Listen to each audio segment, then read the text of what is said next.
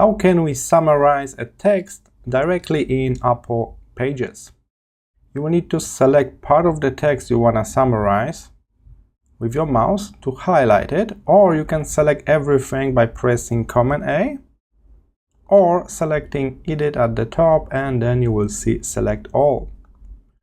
With the text that you want to summarize selected, head to the toolbar and Writing Tools on the right side here. Click on that and it will have this pop-up giving us options related to Apple Intelligence. And as you can see, there's a summary here. Click on that.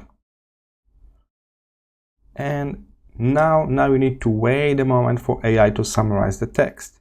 Now I got two options. I can copy this and then paste somewhere, or I can replace this existing long text with this short summary. I will go with the second option. And here it is. Alright, if you cannot see Writing Tools, try to update both your Apple Pages and your macOS to the last version.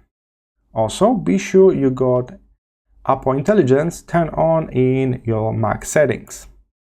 If Writing Tools are grayed out like right now, you simply need to select the text. And now you can click on it.